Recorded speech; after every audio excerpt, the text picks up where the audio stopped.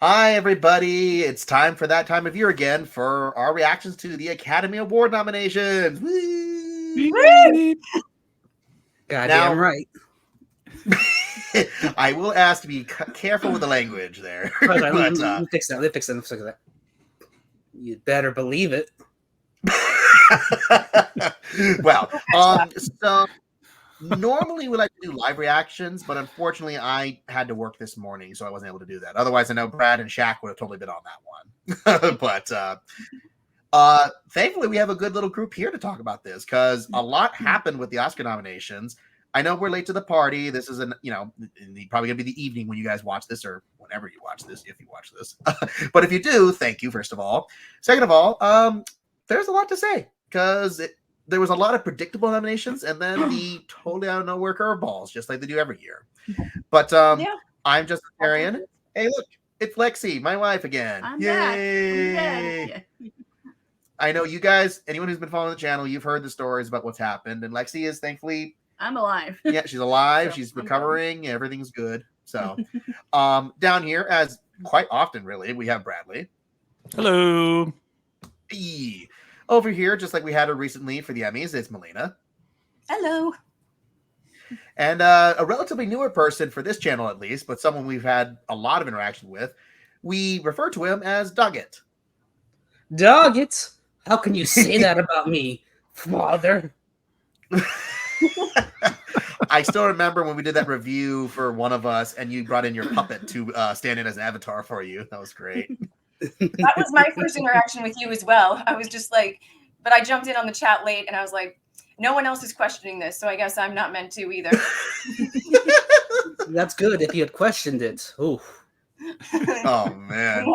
Hey, you know, we respect the anonymity, so that's totally fine. I apparently have no qualm showing my face. Yay.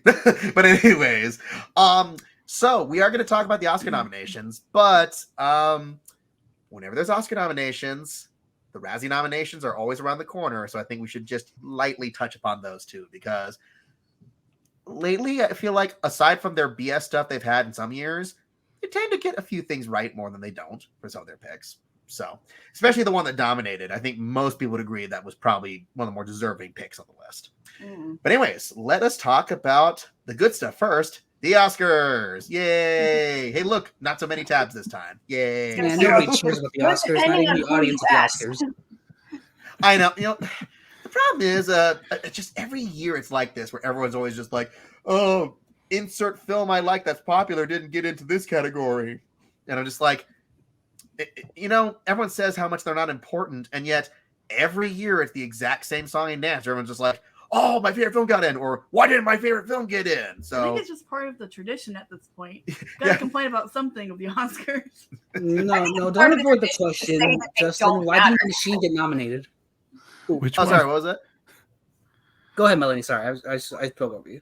Oh, no, it was, I was just saying, like, I think, yeah, I agree. It's almost part of the tradition at this point to just go ahead and say, oh, yeah, they don't matter. I'm like, people say that they should just do it like a giant wink and a nod, because it's like, yeah, they don't, but we all seem to care so much. Yeah. But no, then, Dogget, what were you going to say, too? No, I'm just saying, answer the question, Justin. Why didn't the machine get any nominations? The machine? Do you not even know what that is? I wouldn't be What? Had, what is it? Mark Hamill. It's the Burt Kreischer movie. Oh, I didn't even know about this one. There's a lot of comedians had movies that came out this year. A lot of them not good. Oh, one of those ones. Okay. Yeah. Even Joy Coy had one. Yeah, no, that was quite a few. Yeah, he did. But actually, that actually makes me think of a funny thing. So I think it was Melina who shared this. Oh no, was it Melina or was it Mashek? Somebody shared a picture of the wiki updating for the animated nominations, and apparently somebody decided to troll by putting in some joke inserts in there. So one of them was the Super Mario Brothers being nominated, which it wasn't. It was but not. then somebody typed in the name of the Hayao Miyazaki film as The Boy and the Heroine and the Cocaine. Oh my god. I mean, if you've seen the movie, though, it's your mind doesn't even see it as a typo. Just like, yeah, I remember that. It just works. What's the master trying to tell us? Yeah, I've not seen it yet, but from what I have been told, I'm like, that's not far off especially with the voice of Robert Pattinson. Oh yeah, I think he's dreamy now after that. Yeah, I didn't get it before, but now I think he's amazing. Yeah. All right. So, first of all, let me just say this: that yes, Oppenheimer dominated with the most nominations this year, 13 total. Oh, that sounds like bad luck. Annihilated the competition. Well, not exactly, because Poor Things got nominated for 11, which is really good representation, and then Kills of the Flower Moon for 10. So at least 3 double-digit movies this year, which feels a lot like the Emmys in that way too. With like, hey, what's going to dominate? This film, and this film. Ooh, You know, how many of these nominations these things are going to win? I think Oppenheimer's going to get like 6. Yeah, no, it'll probably That's get about possible, maybe yeah. half.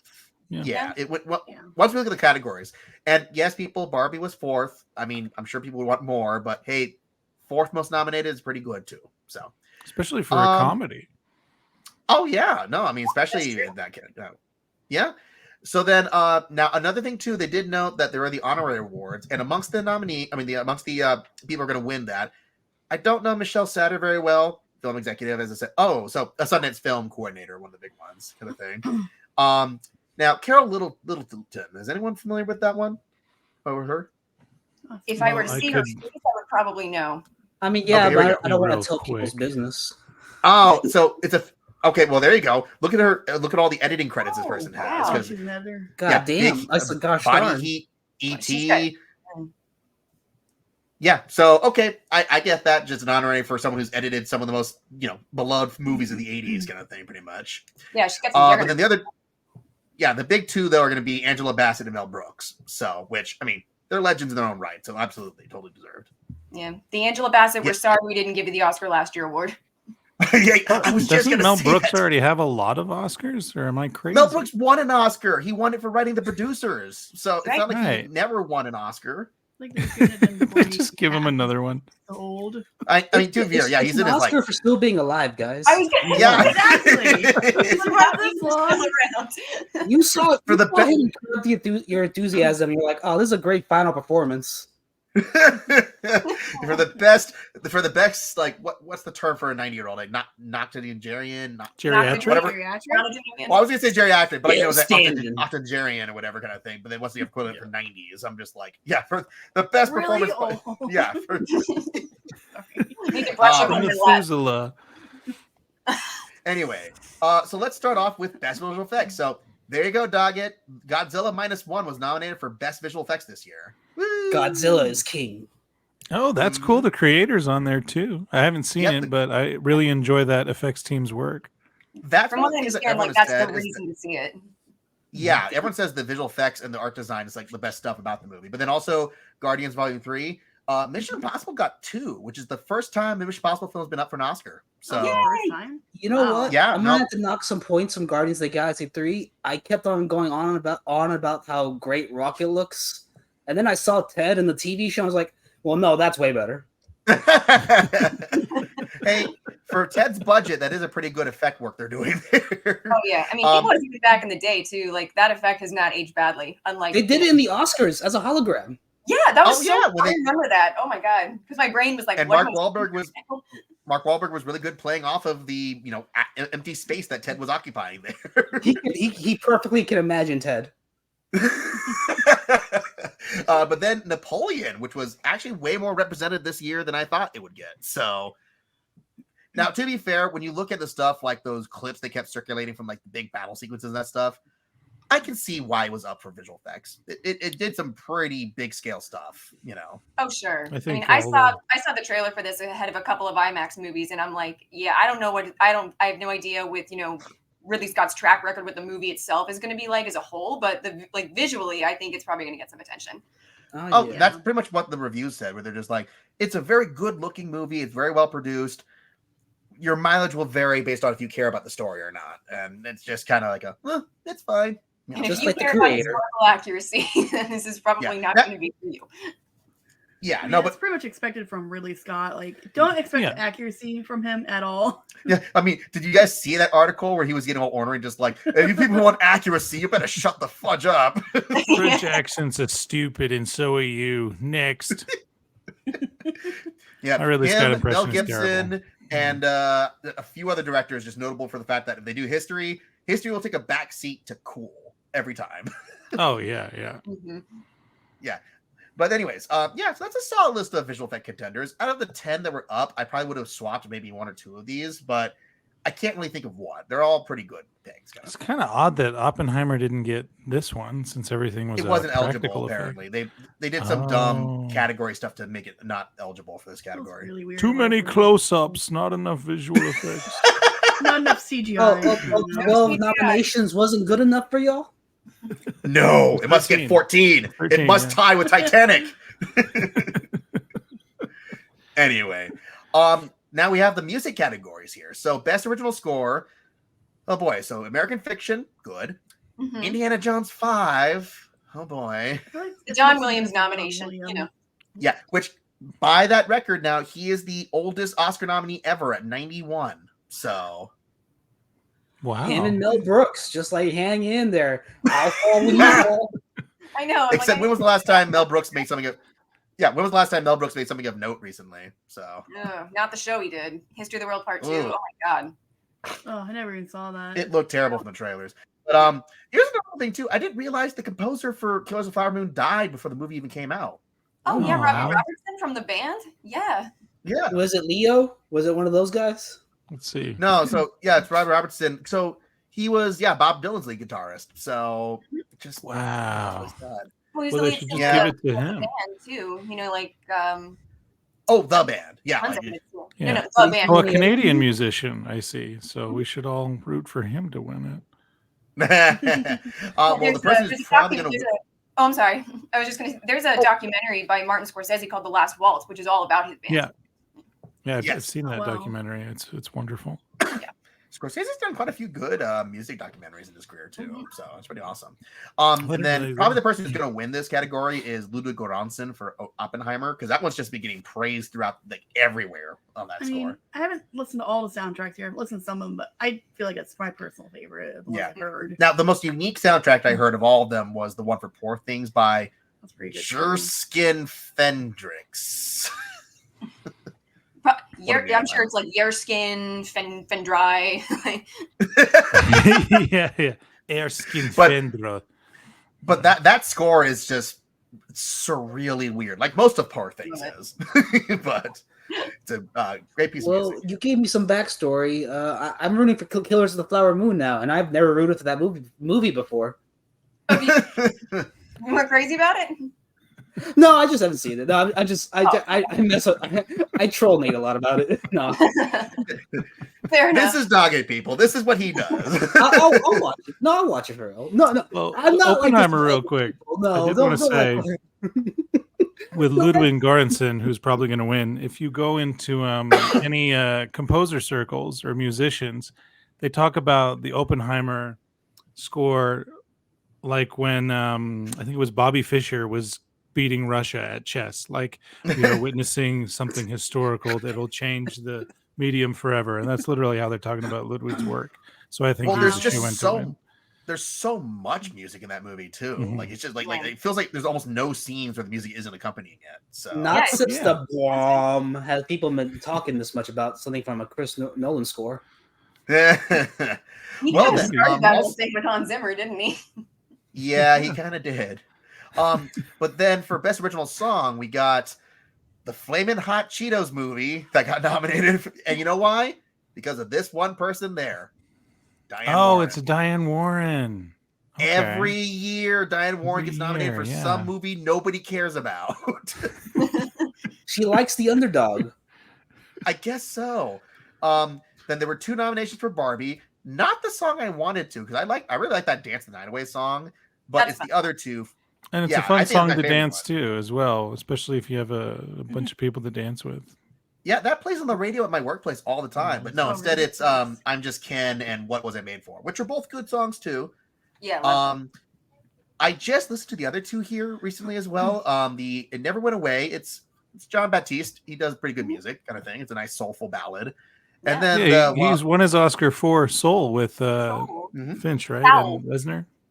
yeah, it was Reznor and Ross. Yeah. Oh, he already But got then, one. Nah, throw it away. Yeah. Well, then the last one is by Robbie Robertson. Actually, no, he didn't do it directly, but it was Scott George here. But it's Wahazi, which is the end credit song from Killers of the Flower Moon. That's all done in the Osage language, which is pretty Cool. awesome, actually. Yeah.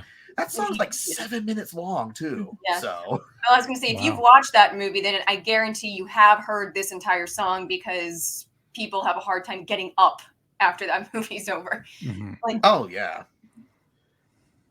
it's pretty intense, but it's great. Yeah. Now, for best makeup, this was interesting because there was some. Well, I mean, Golda, I heard like nothing about the movie itself except that the makeup was really good on it. So okay, I'll take the word for it. Maestro, which I know I wasn't crazy about Maestro myself, and Brad wasn't either, and neither was Lexie. But the makeup was really good in it, I think, personally. It looked like a real nose. You can believe a man can smell. Oppenheimer, Poor Things, which Poor Things because of just Willem Dafoe's makeup by itself was That was really good. yeah. Oh, okay. And then what was interesting, it was Society of the Snow made it into this one. Now, How? Lexi and I have still not finished Society of Snow because it's so brutal. It's so intense. Yeah, but You there's haven't like, even made it to the part where the makeup gets great. Well, I imagine a lot of frostbite effects.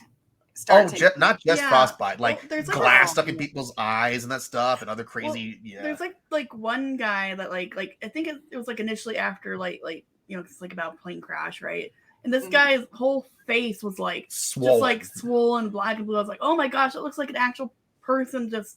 I thought he went was through a dead at major first when I saw his accident. face. Like, Like great just attention to detail. It's like when you hear about that story, yeah. they've mentioned that a lot.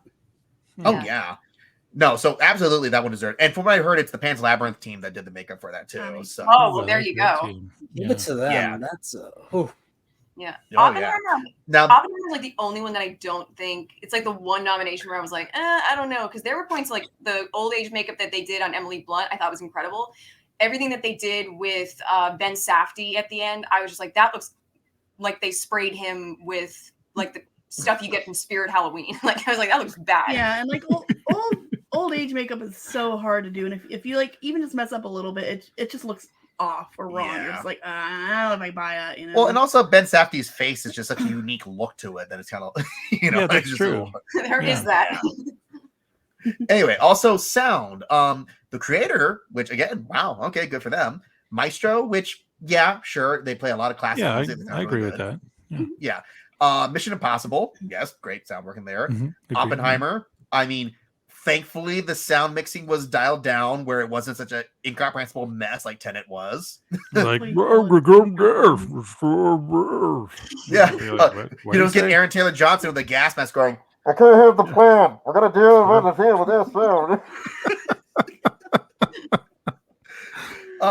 The one I hear is really good though, and I'm curious. Like, I don't know if it will win, but the Zone of Interest. Everyone's talked about how amazing the sound work is in that movie. Apparently, so Yeah. I can't. From what I've heard, like the sound is kind of the most important aspect of it. It's because you're watching this family live next to this camp, like this concentration camp, and it's like the sound that that's like permeating their lives is basically the entirety of the movie.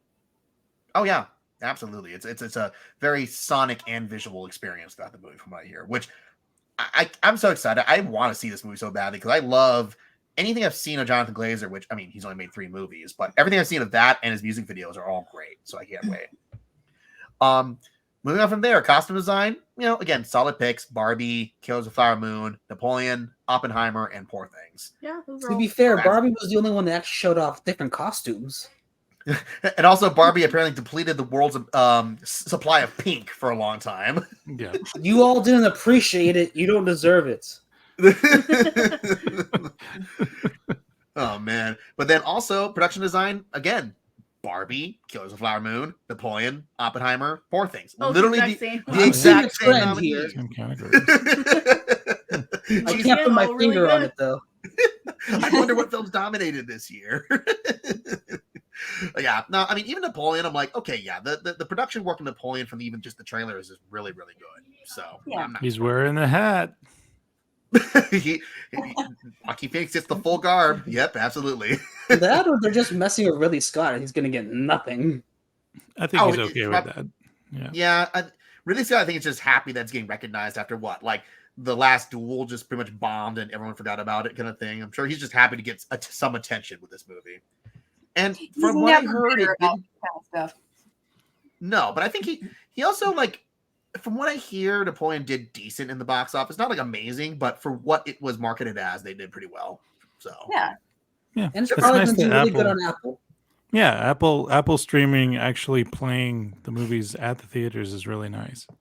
oh yeah, and then they had the 4-hour director's cut coming to Apple TV too. So that's gonna be How awesome. many hours of film was Joaquin Phoenix in this year? Like 19?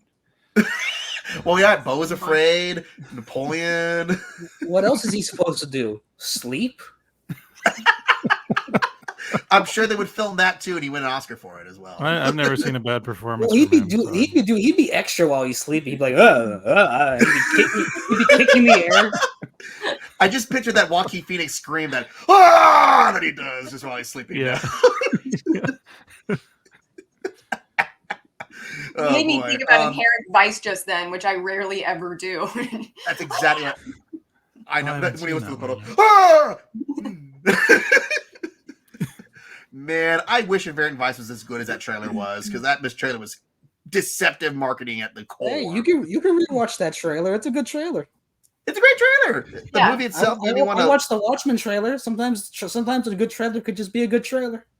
I would say the Trailer's Watchmen not trailer great. is at least more accurate to what the movie ended up being. It's I the just same commend trailer. Whatever job that fell to, they were like, okay, you got to watch this whole thing and you got to edit this down. You got to try to make something out of it. And I'm sure at the end he's like, I don't even know what that movie was about. How I'm supposed to sell it to the masses. Let me add some narrative to this. I don't miss that movie even got a screenplay Oscar nomination. That's just so shocking. But anyways, Yeah, take that, Joaquin Phoenix. but best cinematography. The interesting thing is, most of these were predicted, like Killers of the Flower Moon, Maestro, Oppenheimer, and Poor Things.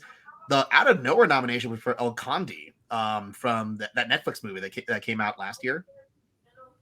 Oh yeah. Is this the one about the dictator vampire that's tired of Yes. living? That's so crazy. Vampire. Yeah, no, it's a Spanish vampire movie. So I'm like, We gotta watch that one now. well, I think it was.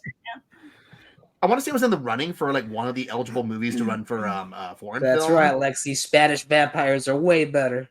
Spanish Dracula is way better. Oh boy. Now for editing, again, these are pretty solid picks. Anatomy of a Fall, Holdovers, Killers of the Flower Moon, Oppenheimer, and Poor Things, which I've seen all 5 of those. So that's All good ones. yeah, all good nominees for editing. I mean, man, I'm so happy Anatomy of the Fall got so much recognition this year because that movie's freaking great. It's so Yeah. good. Really good. I didn't think it was going to sweep like it did, and I'm really, really happy about it. There's not a Oh, single yeah. thing I don't like about it. Yeah, no, I can't think of anything I didn't enjoy about that movie either. Yeah. So yeah, anyways, before I get lost there. Hey, short contenders. The only one I've seen here was The Wonderful Story of Henry Sugar. And that Which is all. on Netflix. Yeah. Yeah, no, absolutely. I would say that, like, I don't know anything about any of these other nominees, but The Wonderful Story of Henry Sugar and the 3 other short films that Wes Anderson made based on the Roald Dahl stories, they're all great. They're really, amazing. really good. Yeah. Have you seen these Doggets? No. Well, the thing about them that's so impressive is how they're staged like plays, like almost like Reader's Theater plays kind of thing, and it's just so imaginative in the way they do that. It's so good. Yeah, and it's I'll so check it out. I'll check like, it out. the whole time, and because like every single one of them kind of has that through line where it's like, yeah, they do kind of feel like stage plays where they're reading out what's happening, but it's like they all do it in a way that's so unique to themselves. Oh, Is yeah. it better than brief interviews with hideous men? I don't think I ever saw that one. No. So It's sure. It's Jim from The Office. It's his first directorial. This is the first movie he Oh, ever directed. right. I totally forgot about that. I only know that other film that he did, the weird romantic comedy where he's in love, like he's got his pregnant girlfriend, but he also wants to get back with his other girlfriend, and I'm just like, what is? Yeah, it's a weird. right. It's a weird movie. That's an Away we interesting go. film. Not that one, but another one too. The one that he actually What he directed. did with Charlton Copley. I think that's the one. Yeah, where he like Shalter was like his brother or something like that. Or Oh, I like Charlton Copley. I might have to watch it now. It's a weird and freaking what's her name from Justified? Margot Martindale? Yeah, she's in it too. Oh, Character okay. actress Acclaimed Margot character Martindale? actress Margot Martindale. All right. Exactly. She's the only good part of that movie. So, anyway, moving from there. Hey, documentary features. I didn't see any of these. Woo! I might have. Let me just take a quick Come look. on, get with it, Justin. Now, That is I weird. have I heard a haven't seen any lot of either. things about Four Daughters, and people really like that one, apparently. Mhm. There's only 3 daughters in that picture. That's the mystery. Yeah. You gotta watch to find out. Oh, boy. Brad's like, I think you made a mistake. Yeah, 20 Why is Days it in called Marvel. Four Town I'm if just, there's 5 of them? I'm sure 20 Days in Marvel is mostly because, actively ongoing war going on right now. But I'm sure it's probably good, too. So, What's the Kill a Tiger one? Kill a Tiger. It looks like it's a Canadian documentary, apparently. Canada. But it Whoa. follows a family in India who are campaigning for justice after the teenage daughter is brutally word that it cannot show. Yeah, fun times. Yeah. But anyways, this is the problem, is just that no one sees most of these documentaries unless they're actively seeking them on like Netflix or whatever. So Mhm. We can judge the titles. There's like 20 Yeah. days in Matterport. yeah. Well, again, that's usually how I feel like these ones win. It's like in a lot of years, it's either a film that everyone actually knows, or it's the film with the best title. Because Yeah. there were some times when I would just throw a dart and like, okay, this is the funniest sounding title of the bunch, and it would win. I mean, yeah. When we do our little sheets of like what we think is gonna win, when it comes to one categories like this, I'm like, this one sounds cool. Yeah, like my octopus teacher. That was the one where I'm like, yep, that's the funniest sounding title of all of them. I was like, well, that's the one I saw, so going with that one. Like the odds. Or the year that Heaven is a traffic jam on the highway, The whatever. 405 kind of thing. or whatever. Yeah, that yeah. was a Where fun I'm one. like, that's the funniest title, and it won. So, all right. Now, things I've actually seen. Best animated feature. This was an interesting one because we got The Boy and the Heron. I mean, it's Miyazaki, no surprise. Yep. Elemental. Oh, Nathan's furious. Yeah, Nathan hated Um, Elemental. Nimona, which was quite a surprise. Mhm. That was my I favorite haven't seen the one. movie yet, but I have the graphic novel, which is really good. Nice. Oh, wow, okay. I watched it. I actually watched Nimona before I jumped on here to talk to you guys, and now I'm desperate to read that book. I love the movie. Yeah. Ooh, and I need to see Nimona now. So Yeah. I'm so Ben and glad I, you we gotta- loved it. Yeah, talk about this one. I did. Oh yeah. All right. This one I've never heard of, but I mean, now that I've talked to some other people, they say it's really good. Robot Dreams. What? Yeah, it's a Spanish-French tragic comedy, apparently. Which, you know what? I'm glad that like this category will sometimes do that. We'll throw a curveball, like international release kind of thing. Because there was like that year where they had I Lost My Hand, or one of those other films like that, where it's like, Oh that's yeah, cool. yeah. Yeah, That was we a really reviewed fun that. one too. We didn't like it that Oh, no, I much. Lost My Body. That's what it was. Yeah. Or The Illusionist or something like that, which apparently this is very similar to in that there is no discernible dialogue through the whole movie. Ooh. That's very interesting. Just barks and beep boop beeps.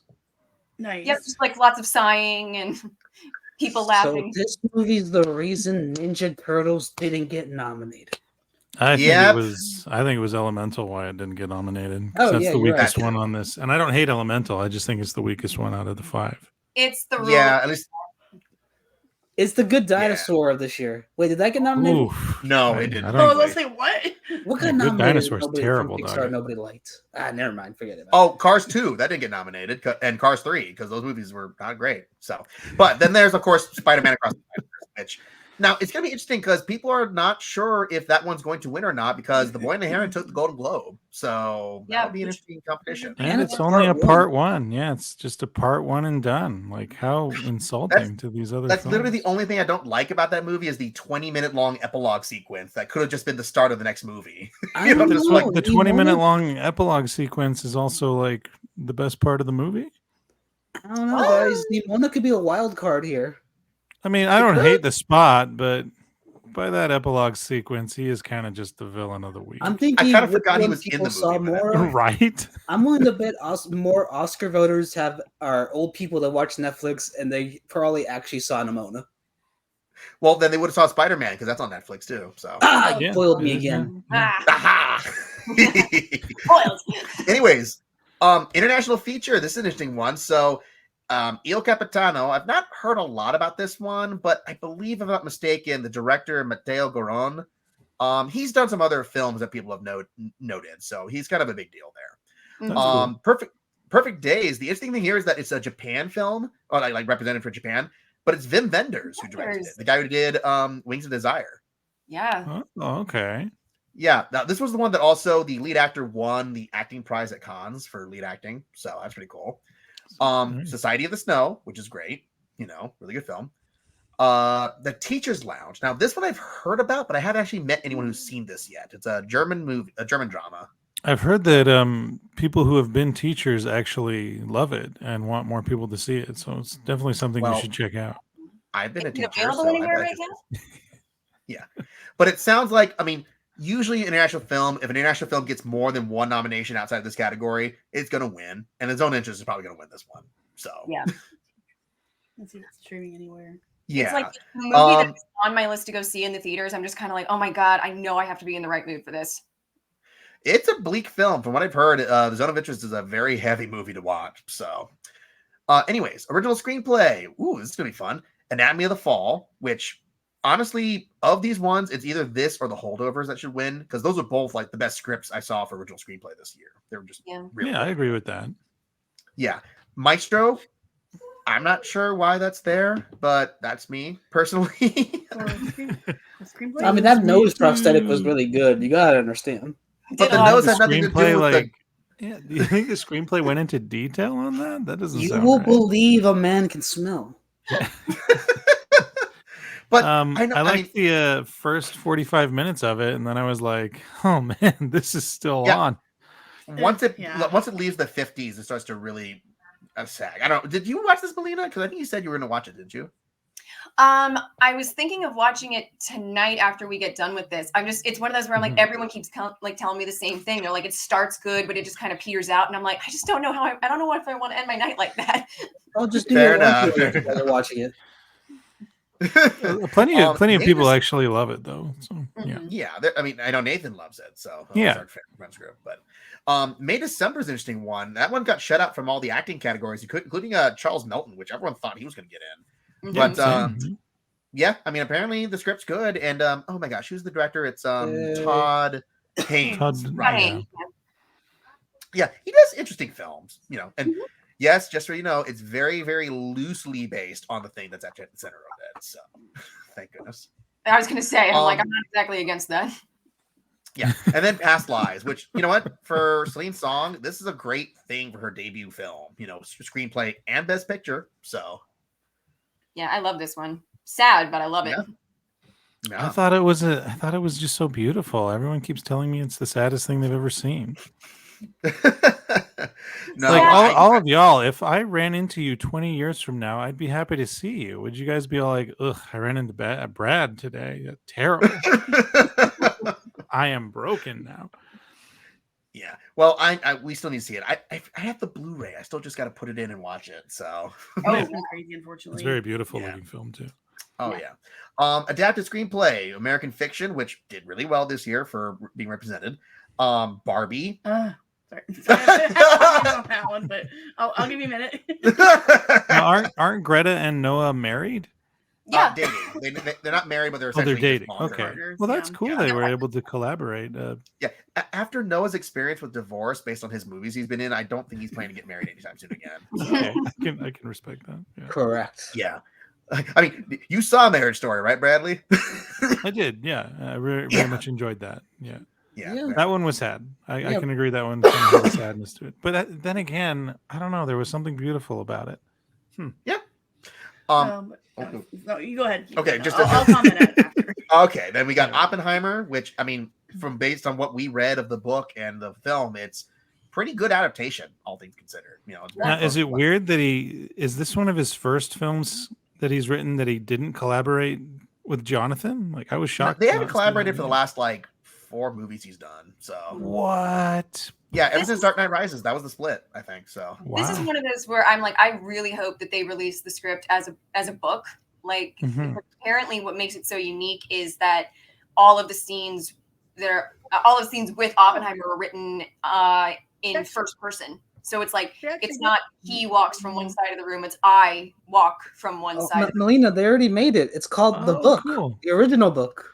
No, No, they did. yeah. Really, I'm pretty sure they did actually release a book script. I remember like hearing that it was like getting sold out and stuff because people were like, "Oh, we want to read the script and stuff." And I think you can actually find it online too, the actual script. I'll see if I can send you the link on that one.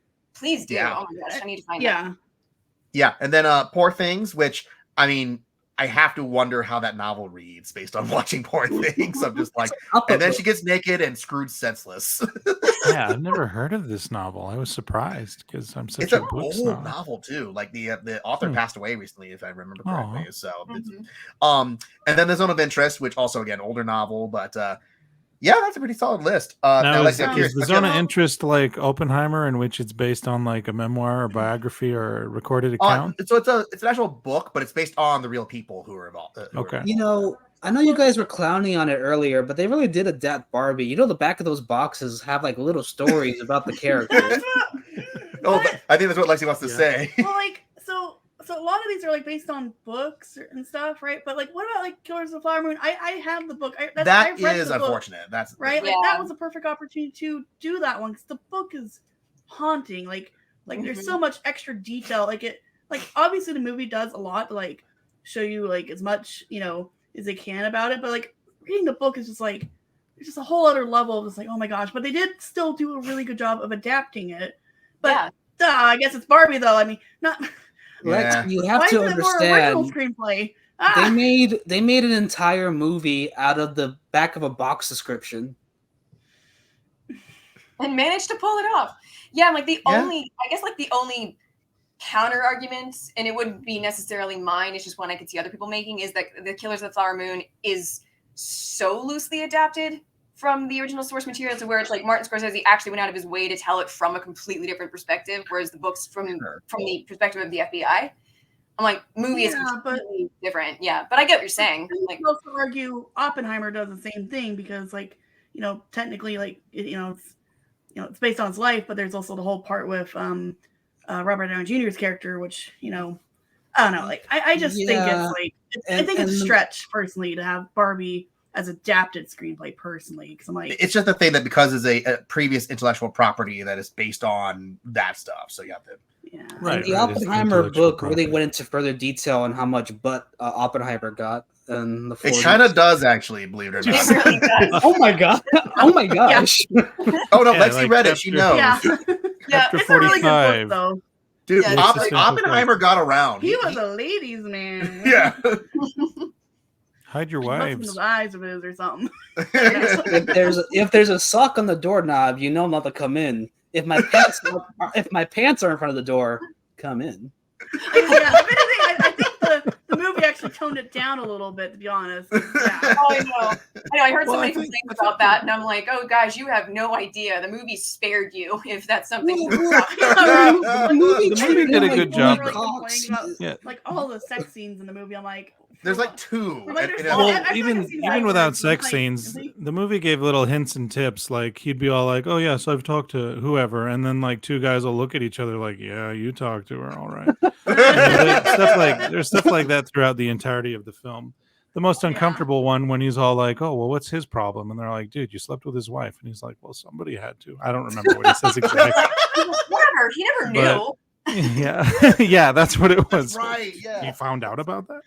But charismatic man, and all right. Now, the last few acting nominees. I mean, now we're going to acting nominees and the director. So big ones. Yeah, supporting actor. This one threw me off on the loop because I know people like Sterling K. Brown in American Fiction, but I didn't know he would get the ground support to actually get in a nomination for it. So good to see that, though.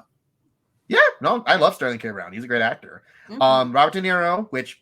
That's great. I mean, it's great performance for someone who's 20 years older than the character he's playing. But he's been doing that a lot lately. Sorry, Ryan Gosling. I think we all know who's going to win this one. Yeah, well, I mean, because yes, Ryan Gosling was nominated, and so was Mark Ruffalo for his fake as possible British accent you can hear. Mark Ruffalo, why'd they even nominate you? Well, he was really good in it. I mean, I think his fake accent was supposed to be on purpose to make him like seem even more stupid than he is, kind of thing. Oh, I mean, totally like that. Like, imagine getting nominated and getting so excited, and then you find out Robert Downey Jr. also got nominated. Yeah, because Robert Downey Jr. is going to win. Like, he's literally every other race though. Mark and Robert are actually good friends too, so I'm sure they're not like mad about it. No, that's worse, Bradley. You're gonna shit. You're gonna. No, I would you're gonna never be talk mad mess at to your my friend. good Way friend. worse. No, that's If you're good friends. Oh. It seems we're in the same category, Mark. Mark Ruffalo's like, just thank God you're no longer in the franchise. It's not going to be weird from now on. Oh yeah. I'm sure Robert Downey Jr. is like, yeah, but I wasn't in She-Hulk. Oh God. yeah. I want to He see him wasn't win. Doolittle, though. He absolutely deserves it. But I'm like, even if it was my least performance of all of them, I would still be excited to see him win because I love every time he makes a speech. Like it's always just such a showstopper. That's half the reason he wins because they know he's going to be a good 3 minutes. Mm-hmm. Oh God, yeah. He will actively like spit at the teleprompter, like, "Don't you dare tell me to cut myself off." Anyways, supporting actress. So Emily Blunt. Hey, it's her first Oscar nomination. That's pretty cool, really? actually. What? Her wow. first? That sounds crazy to me. She's never been nominated before. What about that silent film she was in? That's not really silent. Everyone just had to be quiet. Place? Quiet Yeah, Place? no. Was that not nominated? Everyone was pushing for that, right? It was up for sound for the first movie, but it wasn't up for acting. So Ironic. Oh, that's wild. I think she Okay. won the Screen Actors Guild for that, though. It was just Oh, the only I okay. think she did. Yeah. Yeah.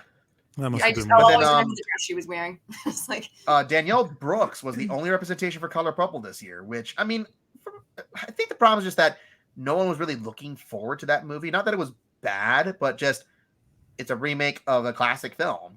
And, you know. It's a lot of remake musicals right now. Yeah, that, Mean Girl. Yeah, it's just, I mean, just take whatever movie's been adapted to theater and then put it into another movie. Oh, yeah, Wonka. There's a ton of musicals based on plays based on movies. It's the trend in Broadway, and that's kind of a huge joke that everyone's getting kind of tired of now. They're just like, stop adapting movies into musicals. Make some new songs and some new stories. It's one of my favorite. It's one of my favorite bits. The play game bit in Tick Tick Boom, where it's like they're showing all of the posters in the background. One of them is like tired remake of huge blockbuster movie. Like, oh yeah, no, it was mediocre movie made into mediocre musical. Well, you know what I have to say to people who don't want their musicals to be based on movies? Well, come buy some tickets to Rogers the musical. I think that actually is performing at Disneyland, or Disney World, one of the two. Go buy some tickets. All right. This one was just out of the blue. American Ferrera for Barbie, which, you know. No, we have a friend that was pushing for her since Barbie came out, and I was all like, I don't have the heart to tell him that's not happening. And I'm glad I didn't tell him that because it happened. Now I don't have to eat any crow. Love your dream, man. You know what? Exactly. Like, I like America Ferrera. I think she's a great actress. I just, other than like that big speech moment that she has in the third act, I don't know. I thought there were better. The Academy loves a monologue. Yeah. I mean, that scene is why she's nominated. I mean, Anne Hathaway won for a song. Well, I actually felt really connected to her as a parent myself when she's all like, "You doing okay, honey?" And the teenage daughter, which I have, rolls her eyes and like, "I'm fine." And then she leaves the house, and America looks kind of like distraught, like, I'm feeling as a parent. I'm like, I see you, America. And then you start drawing like your different Barbie designs. Yeah. Barbie's Barbie. This is Library Barbie. Yeah, Library Barbie. We don't have your book yet. Library Barbie sad. Then also Jodie Foster for Nyad. Now, I haven't seen Nyad. I saw it getting advertised a bunch on Netflix, but hey, Jodie Foster hasn't been nominated in years, so that's pretty good. She's having a year.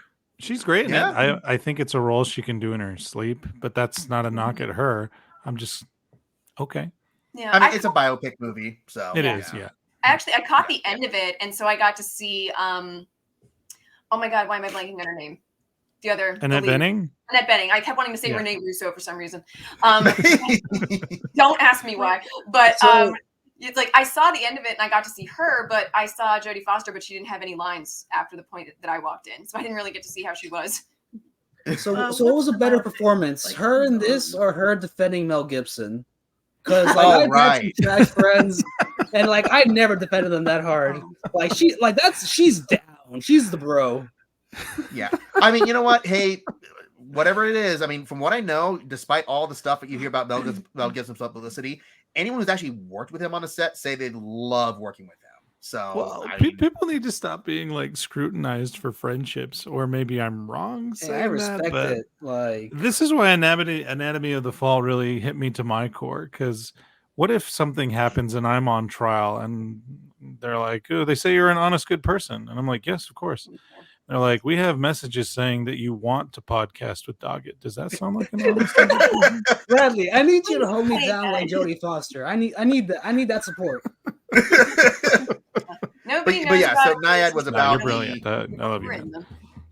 Yeah, but Naiad was about the Diana Naiad who swam through the Strait of Florida. So that was a whole big deal, I guess. Yeah, I remember that happening. I lived in Washington at the time. We were all cheering at work, I think 6-7 times. Spoiler, sorry, that she attempted it. So it was very cool.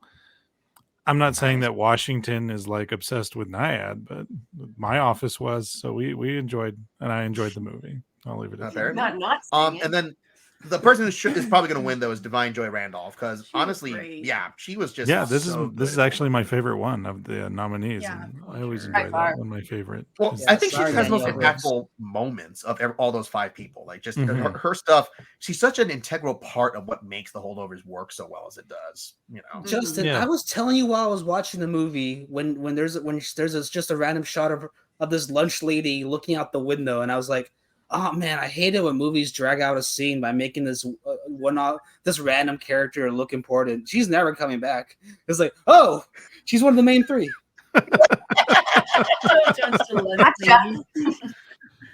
yeah. I was like one of the boarding school kids for a moment. Well, I did kind of feel that way about the other boarding school kids, where I'm like, okay, so this is gonna be the group. They're gonna build a bond with each other, and then all but one of them leave, and you're like, oh. It really is just about Dominic Sessa's character. I like that story, though. I love that. It's great to be true. It was a fun surprise that they bailed out by their rich parents. Well, gotta go skiing. Yeah, and there's that one Mormon character we never saw again too, and I'm like, darn, I could have done more research on that. The rest of them, I'm just saying that was my parents thesis. don't care about us in different ways. Oh man. All right, so Best Actor, Bradley Cooper, which he did a good impression of Leonard Bernstein. So, does he just get to be nominated when he's in a movie? It does seem that way lately. No, I don't think he's bad. I just think there's nothing like wow in here, is there? Well, I don't know how conducting works, and I've heard that conductors have said he was brilliant as a person playing the conductor. So Bradley, that was a powerful performance. He like got up to the camera and he was just like. That was like it was powerful stuff.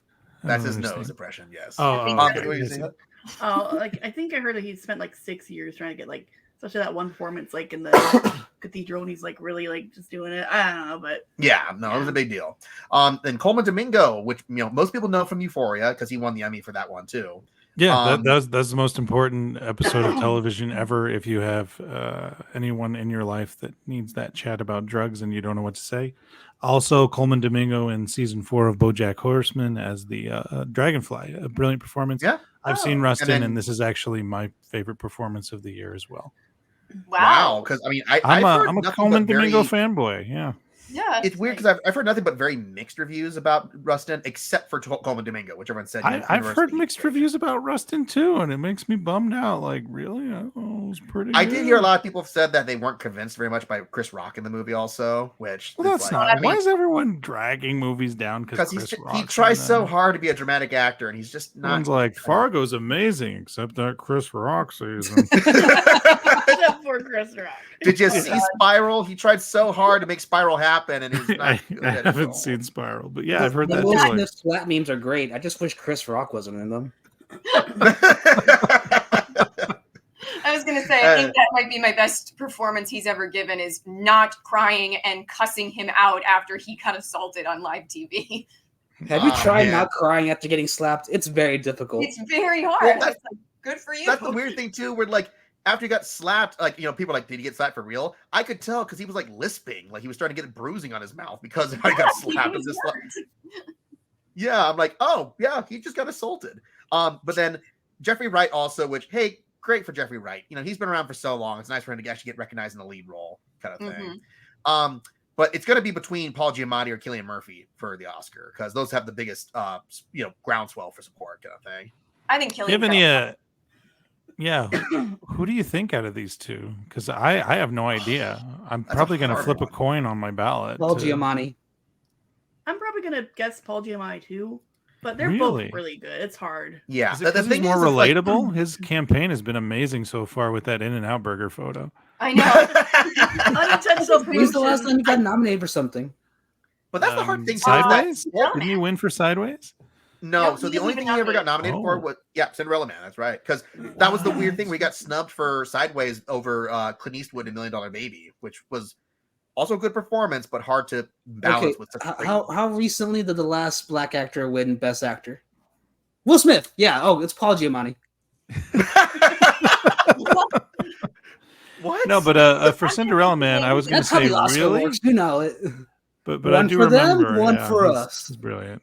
He's good. That's surprising. I thought he's won a lot of times, not for Sideways. No, the thing is, it's like both these two are beloved character actors, and that's the hard thing. It's like, two beloved character actors getting some of the best roles of their career. How do you choose between one or the other? Because they're both equally great in their roles, kind of thing. Yeah, that's very true. Very true. I'll be happy if either of them get it. Yeah, honestly, it's one of the things where, like, even if I said maybe Cillian Murphy will likely win it, if Paul Giamatti wins, I will clap and cheer too. You know, it's funny. As much as I've been ragging on Maestro, I actually like all 5 of these actors a lot. And if for some reason Bradley Cooper won, I'd be like, hey, yeah, all right, that happened. Okay. But I wouldn't be. You wouldn't be happy for that role, but yeah. I almost liked his performance as Rocket better than Maestro though this year. This past year, he had to emote a lot in Guardians. But then again, he had to cry. I'm a Hannibal person. That movie was like, oh, geez. I could see the Academy saying 600 people played Rocket. We looked No, into that's it. you, Bradley. That's you who says that. Who says I'm not a part of the Academy? Anyway, Best Actress, we got Annette Bening, which again, the last time she got nominated for an Oscar was like 20 years ago, so great for her. And then didn't she got nominated for that one? Right. Yeah, The Kid's All Right. That's right. So it's about 15 years, maybe something like that, close to it. Well, I was gonna say it's not far off. Yeah, Lily Gladstone, the first Native American actor in a long, long time, nominated for Best Actress. But not the first to accept one, if I'm not mistaken, Marlon Brando. Actually, when she wins, she's going to summon Marlon Brando to accept the award. Oh, my gosh. Now, to be fair, there have been other Native Americans who have been nominated before, like Graham Greene and the guy from Little Bighorn, I think, was also... I think that's what it's called. The one that Dustin Hoffman did way long ago. Yeah. Little Big Man.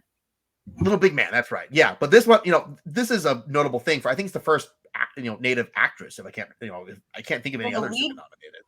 I mean, I don't know if it's in. I think we've had Indigenous nominees before, like for Roma, but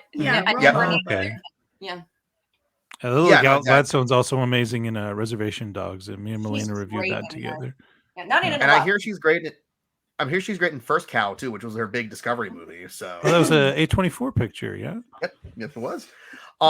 Sandra Hüller, which again, she absolutely deserved it. She was amazing in that film. Holy cow! Yeah, she was.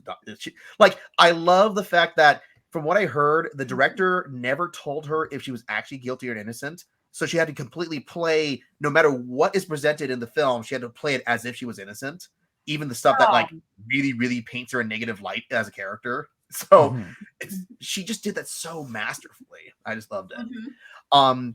Carey Mulligan, which, Carey Mulligan feels like she's always just happy to be there because every film she's ever been nominated for, it's like, she was really good at that. She ain't going to win, but she was really good in that too. Yeah. I always forget it's her in Promising Young Woman because that was just such a crazy departure for her from everything I she was great in that movie too, I thought. But was her first nomination in Education, I want to say? Yes. Okay. Yeah, I've always liked Carey Mulligan. And then I remember her from Doctor Who. That was her big breakout. So. Yeah, that was like the first yeah. From what episode was that? I remember her in Shame. Oh yeah, you can see a lot of her in Shame. Actually, I remember her in this Seth Rogen movie where it's just about a wife thinking about cheating her husband. Which movie? Which one? Yeah, she's in a Seth Rogen movie where it's just her and Seth Rogen. Seth Rogen's a guy making a cookbook about chicken. That's just his character. And it's just about their life together, and she's considering cheating on him the entire time. Well, there you Oh, go. I okay. don't that remember. one is. Yeah. Oh my god. I'm gonna have to look that up because I feel like I should know that one, but I can't recall what that one is. I think Sarah But Polley then directed now it's gonna be interesting because I think for lead actors it's either gonna be Lily Gladstone or Emma Stone for Poor Things Yeah. because both are great and that's really really hard to choose between. Oh man. Yeah, after I saw Poor Things, I was like, okay, Academy, I never do this, but please do a tie. Like, I would be so happy if you Ooh, did a that'd tie. be neat. I agree. Actually, Yeah. like seriously, like I mean, and that's the thing is that, like, you know, Emma Stone obviously has like the biggest like character range of anyone probably in this whole category, but Lily Gladstone is so essential to making Killers of the Flower Moon work. You know, her performance is powerful. Like, And it's really only at the end of the movie that you realize how much of it is supposed to belong to her, and it just kind of hits you right in the chest when it does. oh yeah, I give it to Gladstone. I'd give it to Gladstone too, but because I usually lean towards someone who hasn't won when there's a duplicate nomination. yeah, because Emma Stone's already won for La La This Land, is her so. third nom, right? And she's won for La La Land. That's right. And then she was nominated for Birdman. Yeah, have any of you And guys I really seen liked that- Birdman too. Oh, have She was any of you guys nominated seen that for photo that's The been, Favorite too. Oh right, Oh right, yeah, right, yeah, and Oh, The yeah. Favorite. Wow, she's a killer. yeah. But sorry, what Wow. were you saying? I was just saying, like, have any of you guys seen that photo that's been kind of floating around where I think it was Lily Gladstone in high school or something, and there's like a photo of her and her friend, like it's like most likely to be to win an Oscar. Oh really? I'll send it in the chat, but yeah, it's really cool. So I'm like, ooh, I'd be really interested if she actually did win. Yeah, the That's high school yearbook editor of that year somewhere is going to be like, nailed it. After hearing, Exactly. hearing all those nominations, do we underappreciate Emma Stone? No, I don't think we do. Yeah, Emma Stone is She's great. That was The great. I think dress is especially amazing. Yeah. like greatest performance of this year. post Zombieland and that phase of the early 2010s, she's been like really, really pushing herself to be recognized as a serious actor. I feel like, you know, yeah. Oh, So that's I've great. never doubted it. Like she's got it. First thing I ever saw her in was House Bunny, and even then I was like, "Oh my god, look at you!" Was she in House Bunny? Yeah, she was. Oh, I totally forgot. The first thing I ever saw her in was Super Bad when she was in that. It was when Jonah Hill headbutted her in that one scene. Good times.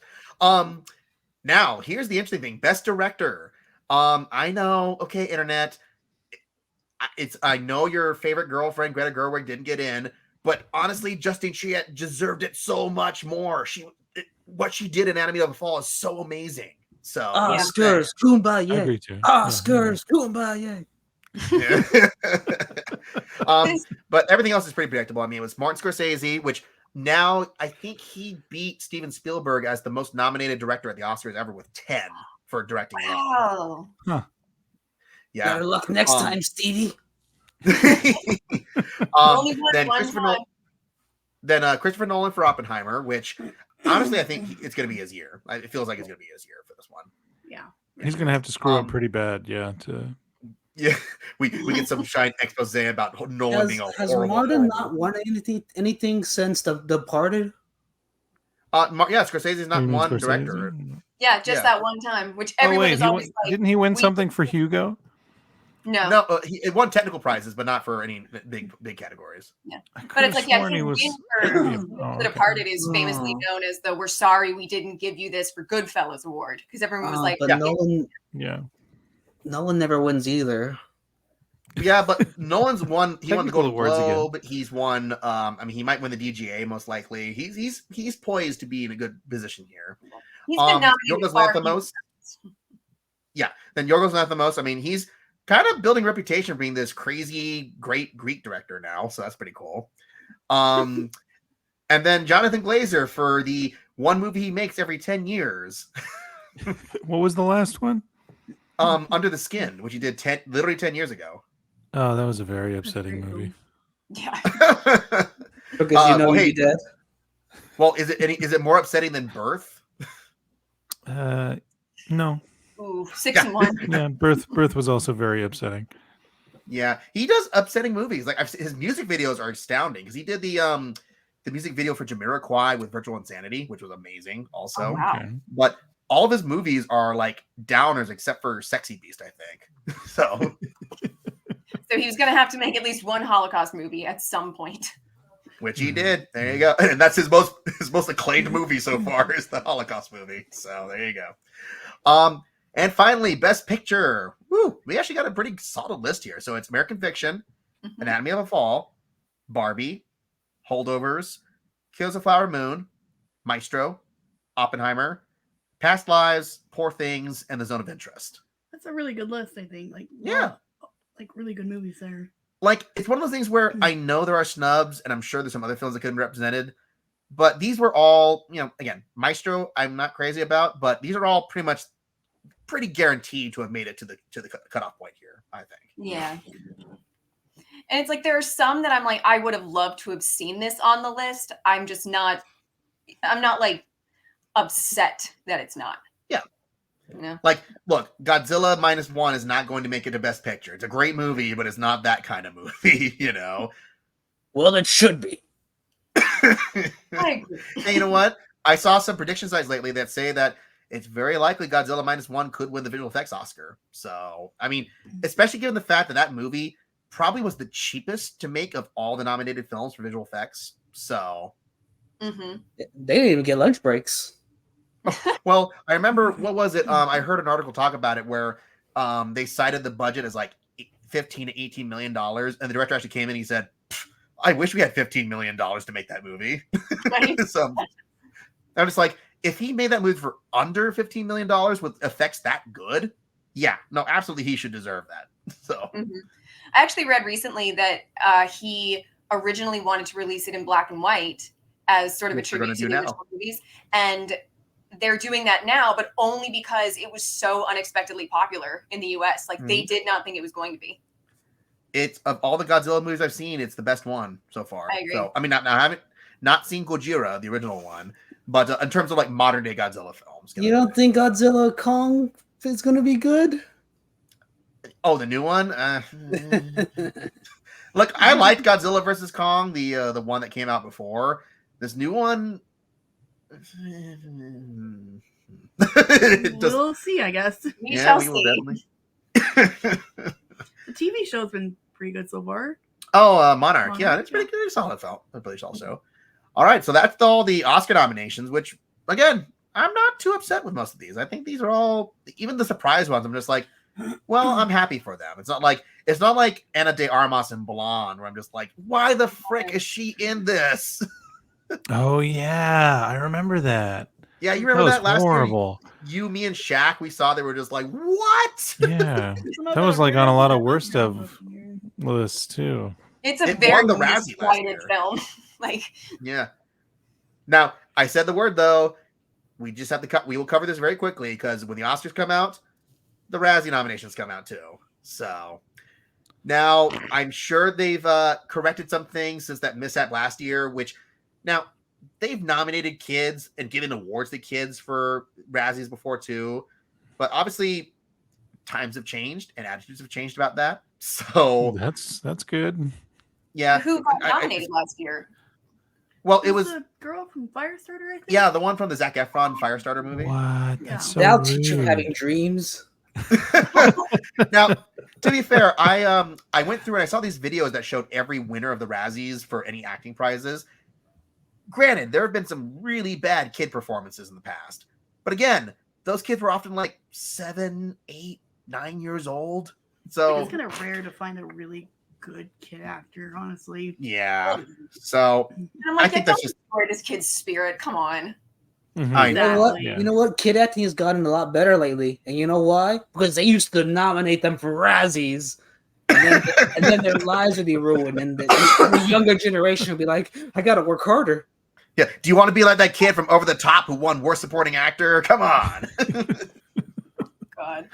Now, to be fair, having seen some of the clips of them acting, I'm like, okay, yes, that kid was a bad actor. Again, he's also 7. Yeah. But anyways, this year, again, the Razzies are kind of BS, and yet sometimes they do pick things that are actually worthy of being hailed as the worst. Because the worst picture nominees are Exorcist Believer. Yeah, I think most everyone would agree with that one. Yeah. Expendables. Not even trying. Yeah, everyone agrees that one was probably of the fact that the Expendables films are not great films, and that's the worst of all of them. Yeah, I remember like when I was in the hospital, there was like some Expendable movies on. Oh, Like I don't even know what I'm watching. Expendables 3. We tried watching Expendables 3 at the hospital. I'm just like, what a chaotic mess like, this movie can I just get more painkillers and suffer through this? Literally in Expendables 4, the only part I cared about was Mel Gibson, and he, playing the villain in that one. I'm just like, Oh, okay.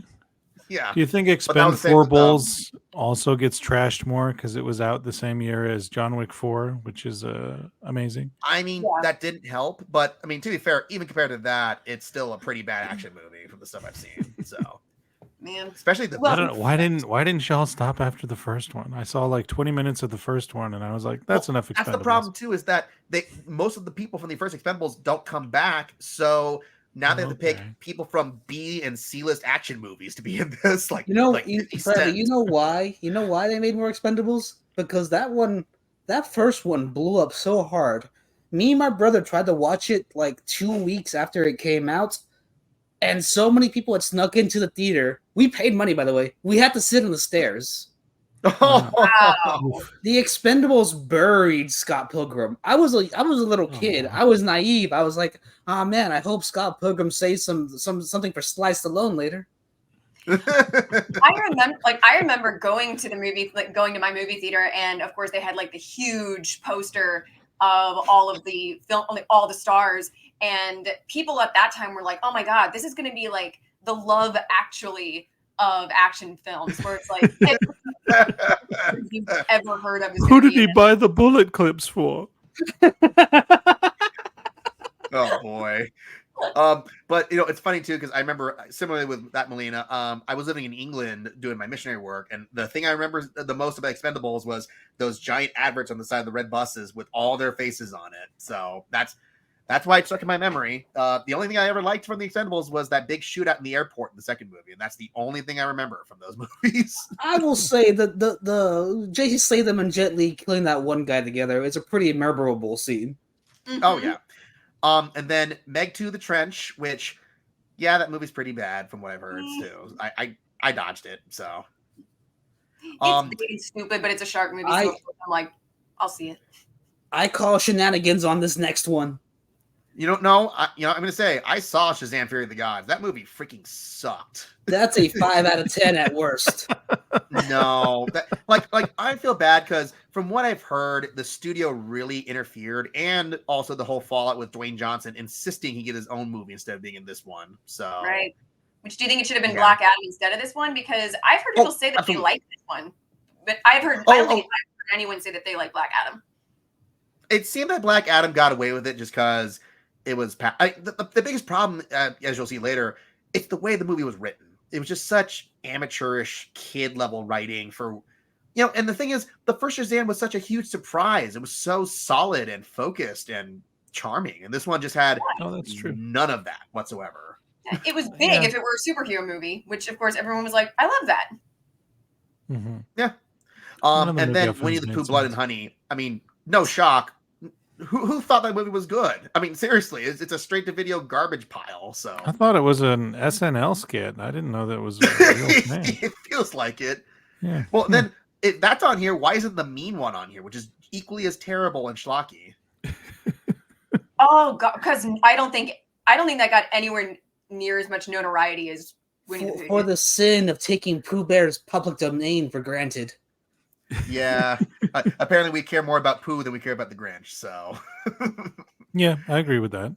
I like Pooh more than the Grinch. Director was pretty much the equivalent, except instead of Shazam, it was Peyton Reed for Ant-Man and the Wasp: Quantumania, which, to be fair, that's switcheroo. Mean. Yeah, but to be fair, I don't know.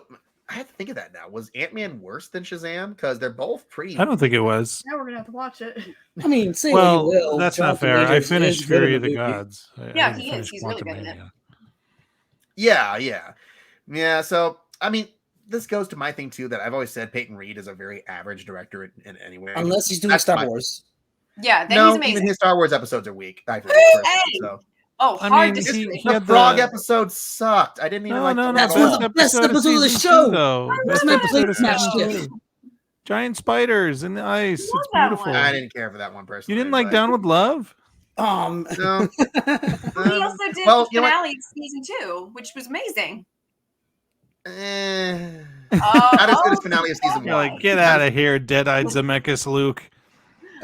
Yeah, that part didn't help. But you know that. what? I will say Peyton Reed, the only things I liked about him, I think he did Bring It On, the original one, which was fine. You know, which is also a musical now. Yep. And then the second Ant-Man was an improvement over the first one, I would say, in my opinion. And he was really good on Honest Trailers, making fun of the Avengers. Oh, I forgot about that. That's anyway, worst actor, Russell Crowe in The Pope's Exorcist, which, gosh, Russell Crowe. What happened to the Russell Crowe who got Oscar nominations every year, and now he's in like Thor: Love and Thunder and The Pope's Exorcist in these movies? I think it's rude that they punish these A-listers for wanting a nice paycheck. That's what they're doing, it seems like. That's a fun performance. Yeah, to be fair, sorry, go ahead. I was just gonna say, The Pope's Exorcist, I don't think is a good movie at all. But I'm like, I don't think he's bad in it. I'm like, if anything, he kind of carried me through it. Fair. But then Vin Diesel and Fast X, I mean, I think that's just more that Vin Diesel is just tired of making these movies now. You know.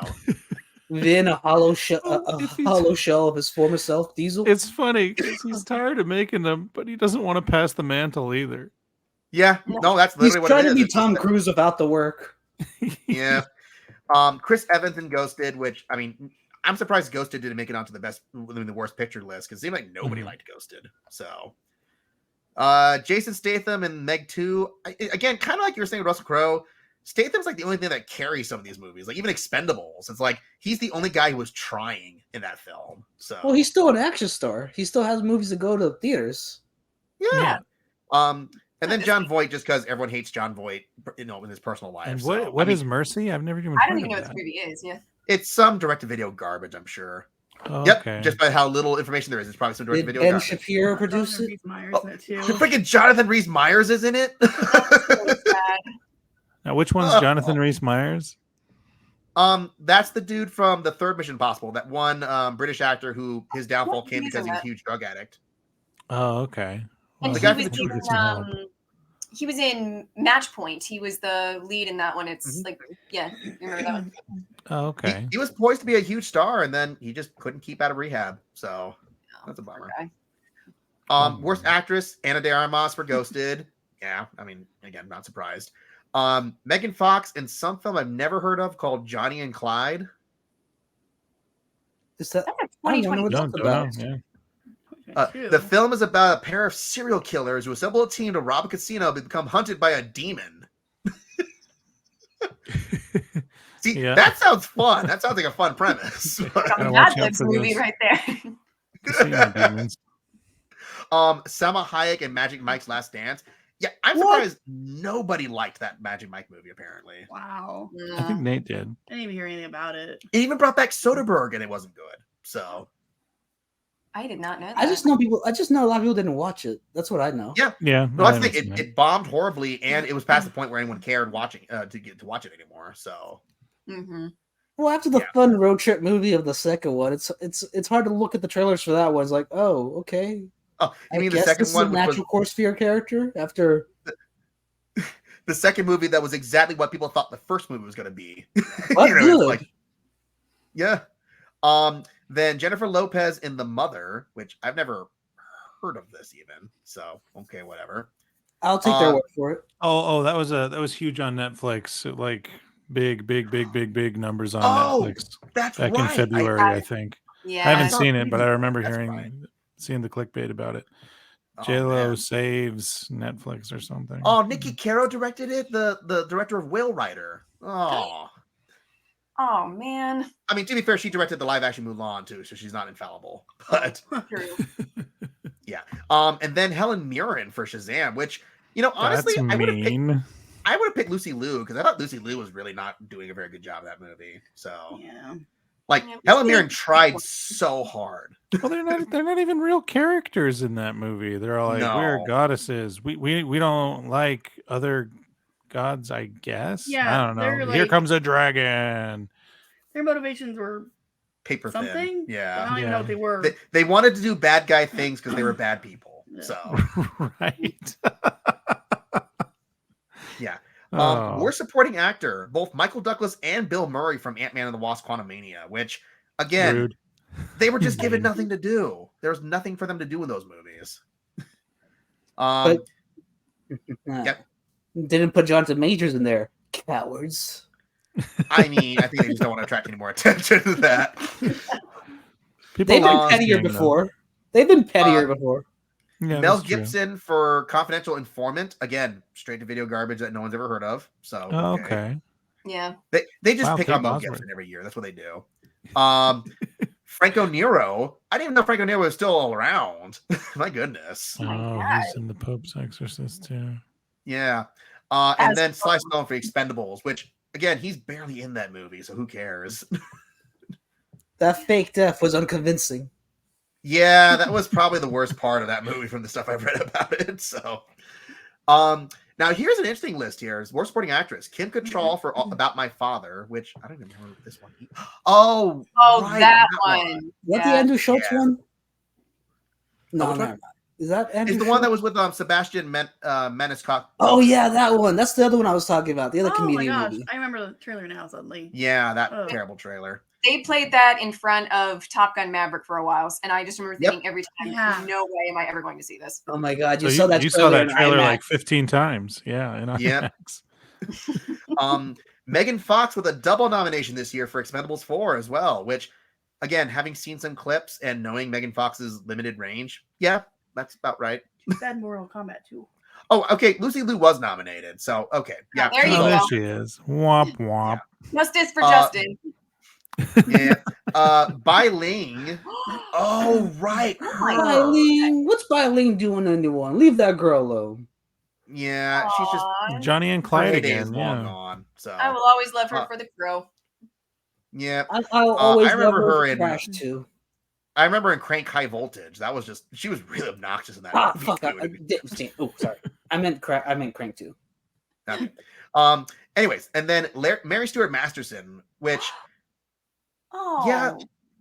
I don't know. Like, she was the aunt. The aunt in Five Nights, which I didn't think she was that bad, honestly. She was her character was really stupid, but she wasn't that terrible in it. I mean, Five Nights isn't even really a movie. It's an experience that all the parents are rewarded for keeping up with lore in their children for like 10 years, you know? In all honesty, it's badly directed and it's badly written. I don't think anyone's a bad actor. And there's even like a random lawyer character that had me laughing in that movie. He was the funniest part of that whole movie. Great. His reactions were because priceless. he was so fed up. Yeah, I've actually never seen like, Five Nights at Freddy's, but I'm sitting here now thinking, how is this not sweeping the Razzies? Because everybody is not that bad a movie. Like it's not really a movie. Yeah, I didn't. I'm in the camp where I'm like, I think everyone just expected too much from this movie. Where I'm like, it pretty much was the movie I thought it was going to be. Just a very. I expected worse.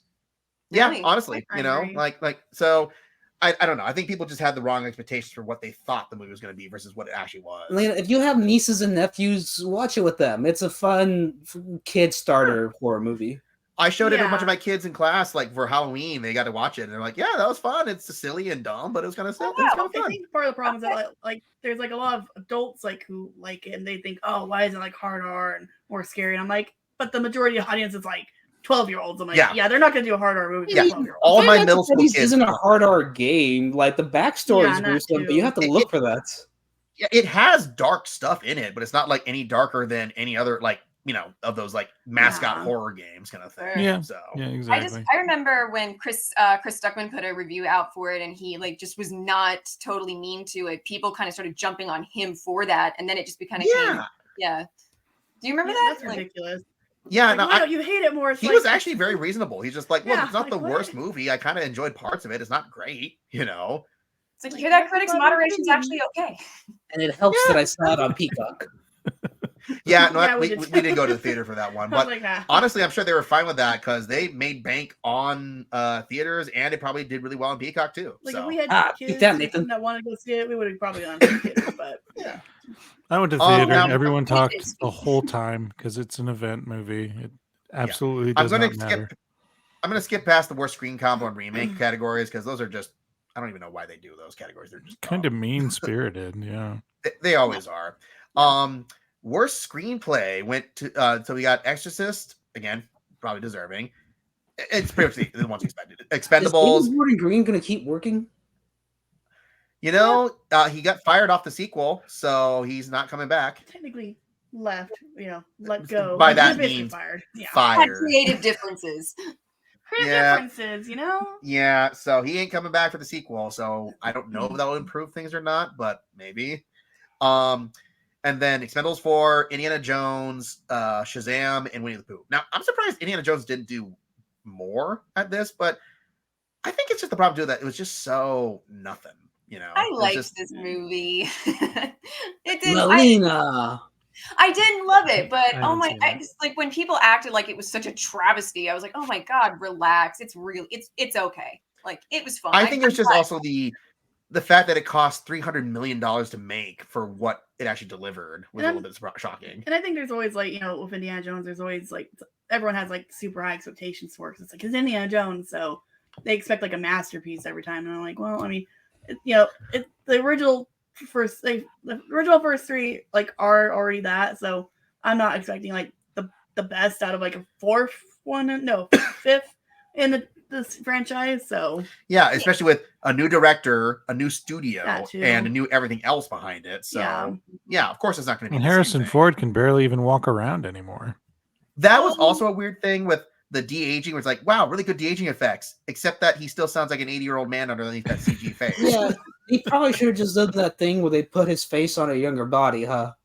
Well, that's what they did. That's the problem, though, is that he still is, he's still doing the voice. So it's like, why not get that dude, the dude Troy Baker, who's doing the voice either game? Yeah, either Troy Baker or that guy who did really good impressions of him way back in the day, who's still acting. The guy who was in that one movie as his kid.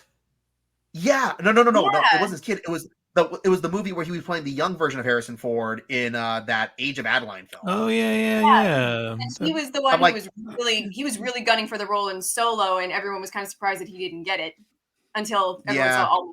Yeah. Yeah. So you can train him. You can train him. Yeah. Seriously. But then there's the Razzie Redeemer Award, which they haven't assigned yet, which they try to do where they're like, look, we pick on people sometimes, every now and then somebody turns around and does a good movie.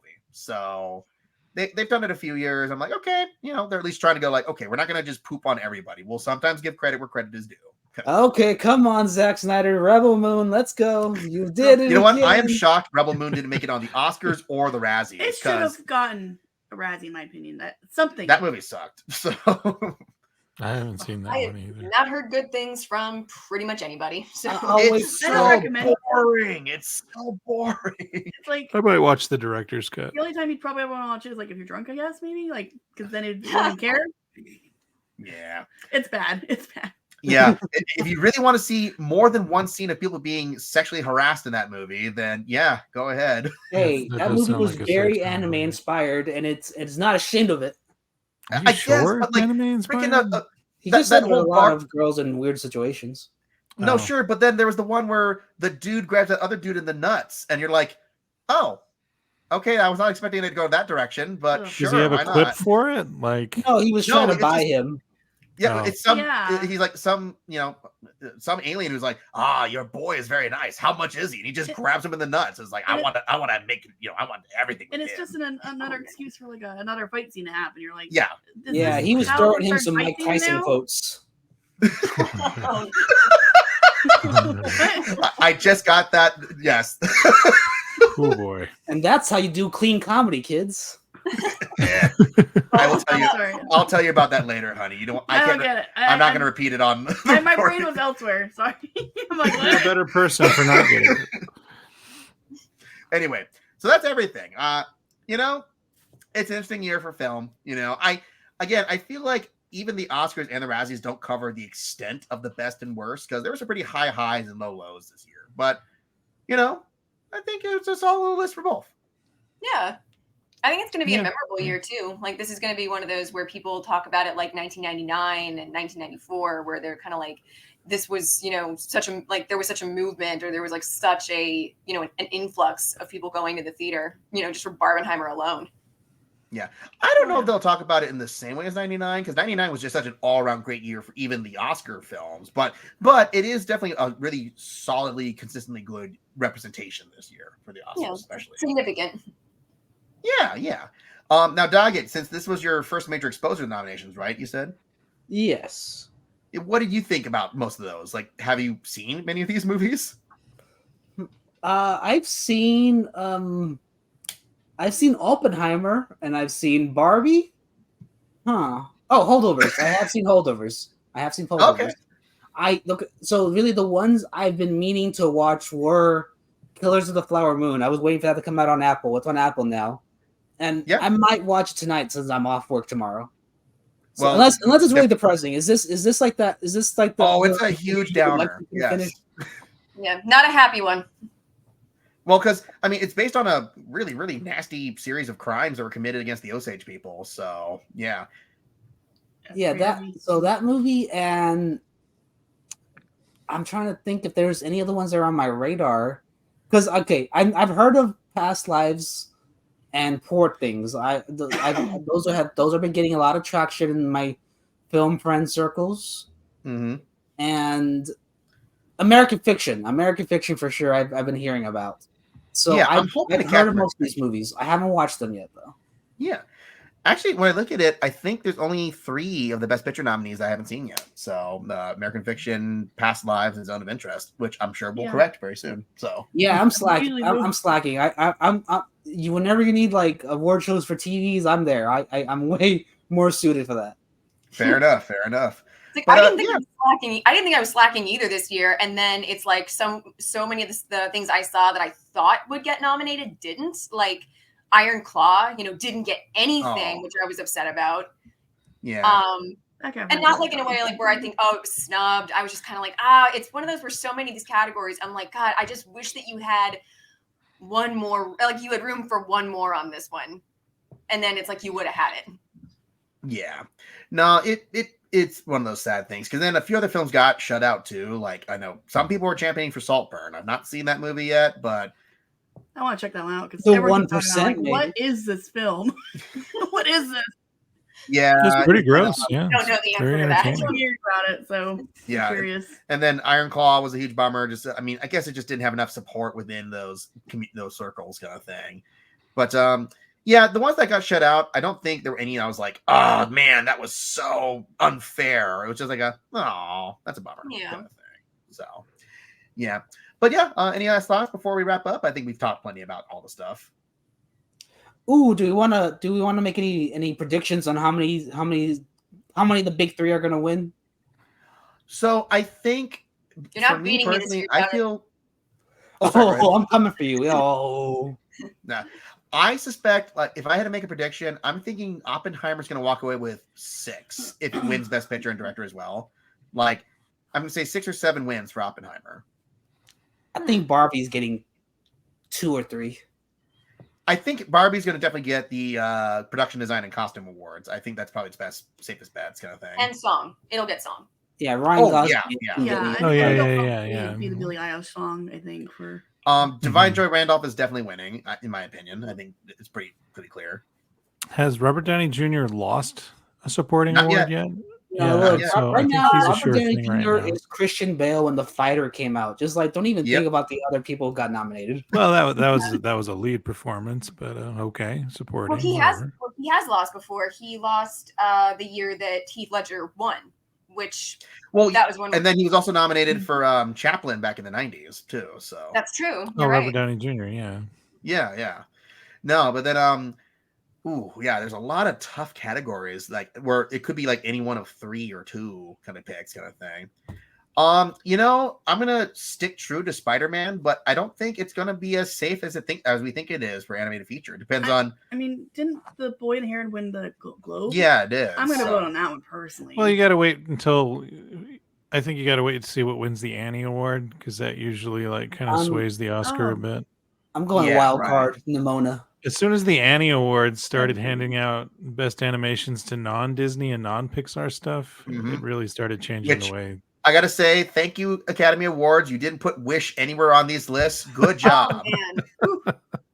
I haven't seen Wish, but it looks unfinished in its promotions. Okay. I would have loved to have seen Suzume on there, but again, it's like I wasn't. Suzume was on my top 10 of. Melina, what do you want to win, Nimona or Spider-Man? Spider-Man. Well, I would pick Nimona.